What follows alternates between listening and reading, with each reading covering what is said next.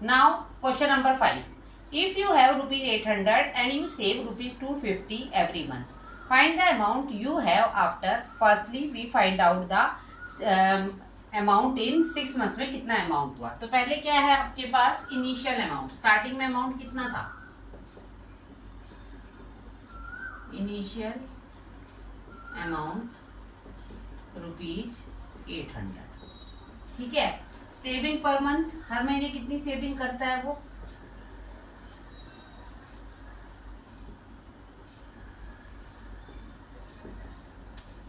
Rupees 250। अब देखो हमारे पास क्या है कि हमने निकालना है कि उसने पहले उस पार्ट में हमने निकालना है कि find the amount you have after 6 months. तो आफ्टर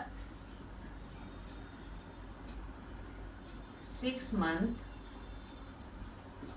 अमाउंट कितना होगा।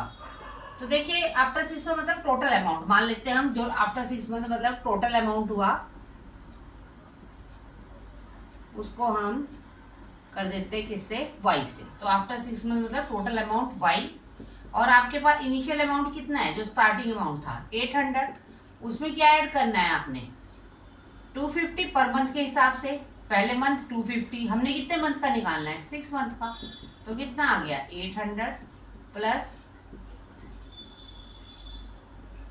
तो कितना हो गया ये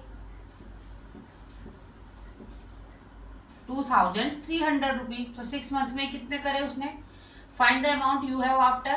तो आंसर आफ्टर 6 months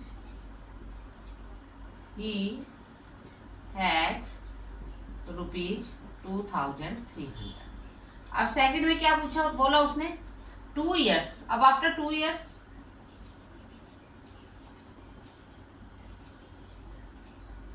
तो 2 years को पहले उसमें चेंज कर देते हैं मंथ में।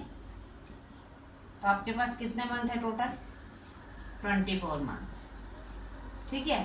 फिर वही टोटल अमाउंट 800 प्लस 250 इंटू 24। तो 800 प्लस 25 को 24 से मल्टीप्लाई कर लेते हैं।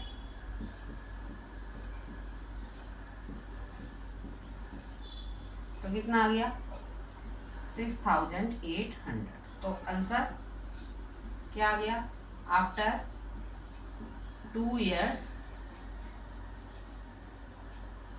after 2 years he had rupees 6800, ठीक है। अब क्या बोला, express in a linear pattern. तो लीनियर पैटर्न क्या होगा, अब नेक्स्ट देखो लीनियर पैटर्न।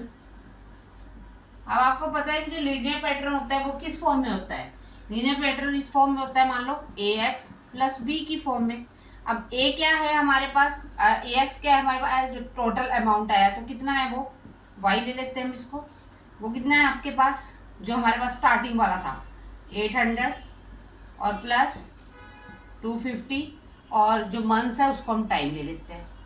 तो 800 प्लस 250 इंटू टी भी लिख सकते हो और एक्स भी लिख सकते हो, okay. Next question, question number 6, the digit of 2 digit number differ by 3. If the digits are interchanged, the resulting number is added to the original number. We get 143. Find both number. तो solution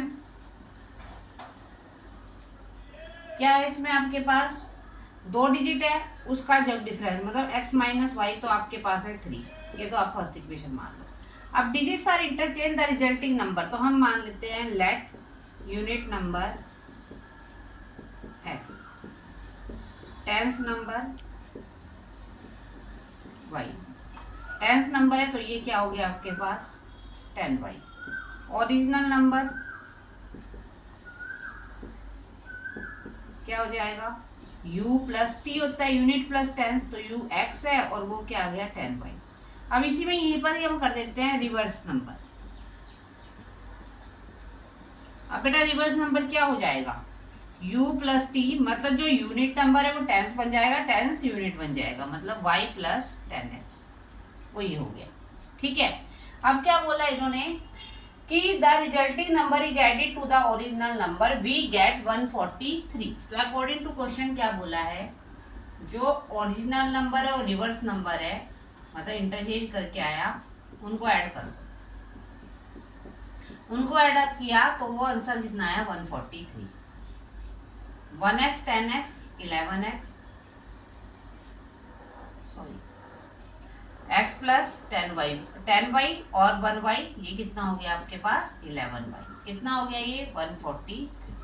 11 बाहर आ गया, x plus Y equal 143 और x plus Y कितना हो गया आपके पास 143। ये 11 multiply में इधर डिवाइड हो जाएगा, ये इससे कट जाएगा। तो ये क्या आ गया आपके पास x प्लस वाई कितना आ गया बेटे जी आपके पास 30। ये आपके पास कौन सी इक्वेशन हो गई सेकंड। अब फ्रॉम इक्वेशन 1 एंड 2 अब इनको हम क्या कर देते हैं, ऐड कर देते हैं। तो x माइनस वाई इक्वल 3 और x प्लस वाई इक्वल 30। यदि कुछ नहीं आता तो 1 लगा देते हैं। -1 + 1 0, 1 + 1 2x और ये 16 और x क्या आ गया 16/2 8। तो x कितना आ गया आपके पास 8। ठीक है, अब आपने क्या करना है, पुट कर दो x की value. Putting the value of x in equation 1। तो क्या आ गया आपके पास x माइनस वाई इक्वल 3। तो 8 माइनस वाई इक्वल 3 माइनस 8 और y क्या आ गया आपके पास,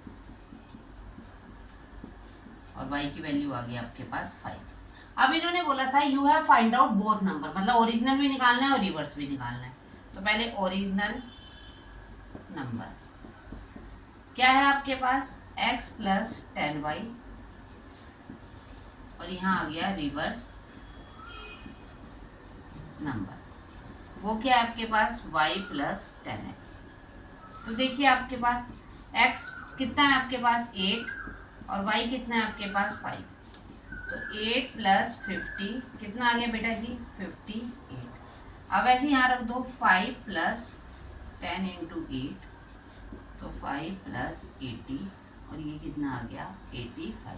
तो ये आपने बोथ नंबर फाइंड आउट हो गए, that is your answer. Okay clear.